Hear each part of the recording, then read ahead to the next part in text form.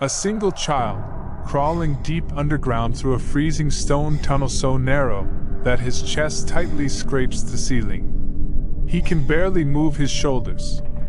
Suddenly, a terrifying roaring sound echoes from outside the cave, and freezing, muddy brown water begins rushing in from the exit at a brutal speed. Within seconds, the water jumps from his ankles straight to his chest.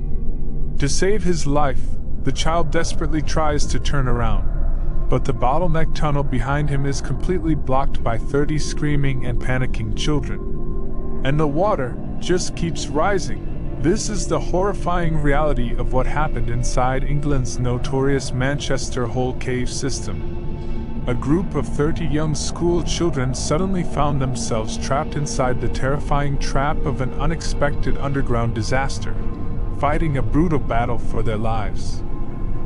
The children were exploring deep inside the cave along with their instructors. They knew the layout, and they had every available safety gear. But behind the mountains, a violent storm had just shattered a massive dam high above the valley. Deep in the pitch black, not a single child knew that the reservoir outside had completely broken. Millions of gallons of water violently exploded into the cave network. In a fraction of a second, the dry rocky passages turned into a raging torrent of thick mud and an overflowing river.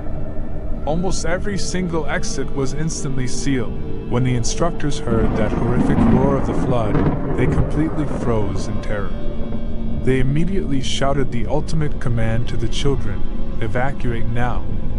In pure panic, the children began running, but the exit was hundreds of meters away, buried deep behind the tightest and deadliest spaces. 30 children were now completely trapped in a place where a human could barely even walk. Absolute panic exploded inside the pitch-black maze. As the 30 children rushed frantically toward the daylight, they hit the absolute deadliest section of the entire cave network, the crawlway. To get out of this underground tomb, they had to lie flat on their stomachs, face down in the freezing mud, and wiggle their tiny bodies through a suffocating limestone slot. But when 30 terrified children tried to squeeze through a single opening all at once, a deadly human bottleneck forms. People got stuck. Someone slipped. A child froze in pure, blinding terror, completely refusing to move. And while they were tightly jammed together in the deep dark, the freezing reservoir water caught up with them. It filled the lower tunnels, rapidly rising from their knees to their waists, and straight to their necks. Safe air pockets were disappearing with every single heartbeat.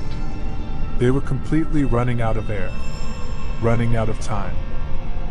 Instructors were completely submerged in freezing water, desperately pulling crying children out of the human jam by their legs, literally hauling them through narrow passages where the water was now touching the stone ceiling.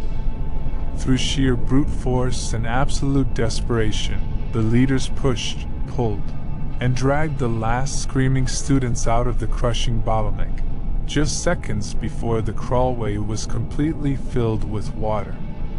Against all mathematical and human odds, every single student breached the surface into the blinding daylight, gasping for oxygen. The cave had turned into a complete watery tomb. But human instinct broke the seal. Because when panic strikes in the deep dark, seconds are the only difference between a simple regular lesson and a horrifying mass tragedy.